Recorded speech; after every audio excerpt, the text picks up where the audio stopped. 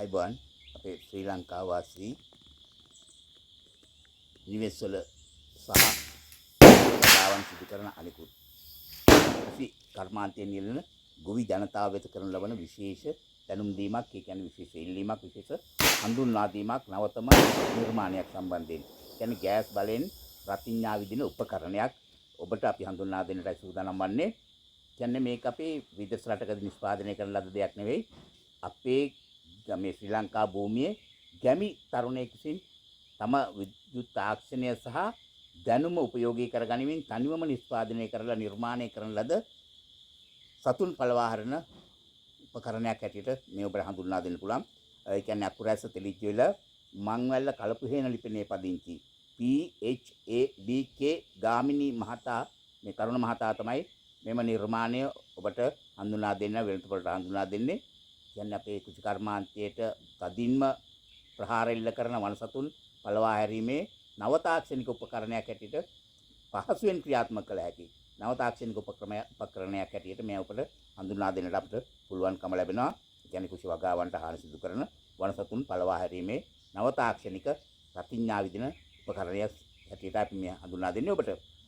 විශේෂයෙන්ම කෘෂි ව්‍යවසායක සංවර්ධන පුහුණු ඒකකයේ නිර්දේශය මේ සඳහා ලැබිලා තියෙනවා.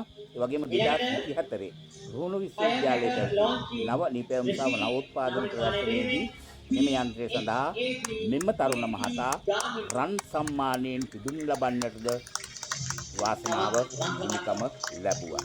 ඒ විතරක් නෙවෙයි 2024 වර්ෂයේදී මහයිලොප් පැල්ලම ගොවිපළ යාන්ත්‍රික පර්යේෂණ මධ්‍යස්ථානයේ නිර්දේශයද මේ සඳහා ලැබී තිබෙනවා.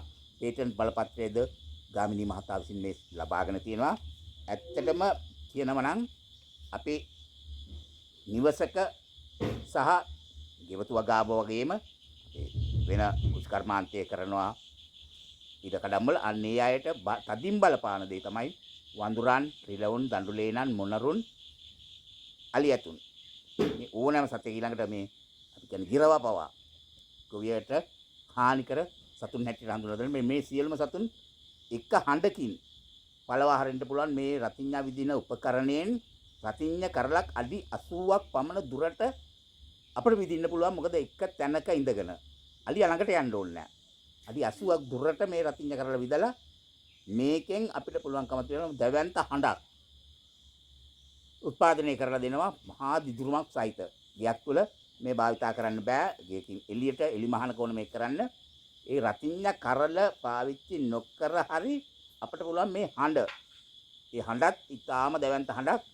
ඒ හඬටත් මේ සතුන් බියෙන් මේ හතර මායමකවත් නොඉඳ පලායන තත්ත්වයට මේ නිර්මාණය කළා තියෙනවා. මේ තරුණ මහතාගේ විද්‍යුත් තාක්ෂණයේ දැනුම බුද්ධිය උපයෝගී කරගනිමින් අන්න ඒ සඳහා තමයි අපි මොහු ගැන මේ ඇගීමකට ලක් කරන්නේ. මොකද මම මේ උපකරණයේ මිලදී ගෙත්තා.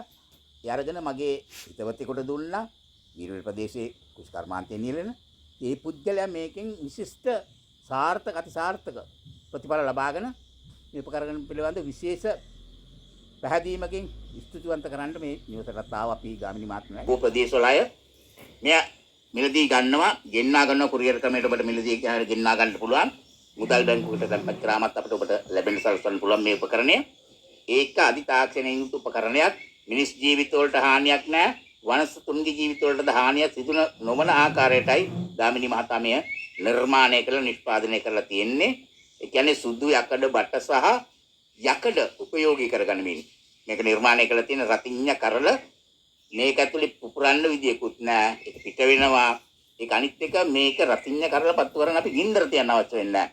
රතිඤ්ඤ කරලේ සේවා නූලේ උතර තියෙන ටිෂු කොළ ඉවත් කරලා මේ සුදු යකඩ බටේ සේවා නූල යටි අතට හිටින්නට බටේ තුලට යොමු කරායින් පස්සේ අපි ඊළඟට තියෙන කාබයිඩ් සුළු ප්‍රමාණයක් අරගෙන මේ මූඩි පියලක් තියෙන මූඩි පියනට කාබයිඩ් සුළු ප්‍රමාණයක් යොමු කරලා ජල සුළු ප්‍රමාණයයි මේ මූඩියට යොමු කරන්න ඕන. මේ මූඩිය මේ යකඩයට සවි කරලා තමයි ගන් එකේ ස්විච් එක පරිහරණය කරායින් පස්සේ රතිඤ්ඤ කරලා අරකේ උපදවන ගෑස් වලින් තමයි රතිඤ්ඤ කරලා දැල් වෙන්නේ. ඒ රතිඤ්ඤ කරලා දැල්ල තමයි විදින්නේ, ඈතට විදින්නේ. මේ හඬයි මේ හඬයි දෙකක්ම නිෂ්පාදනය කරන්න නිර්මාණය කරන්න පුළුවන් තාක්ෂණික ක්‍රමයක් මේ තුල ජත් කරගෙන උපයෝගී කරගෙන තියෙන්නේ. ඉතින් මේ උපකරණය ඒ ආකාරයට අපිට ඔබට හඳුන්වලා දෙන්න පුළුවන්. ඊටාත්ම සාර්ථක උපකරණයක් ඇටියටයි මම දකින්නේ මම අත්විඳපු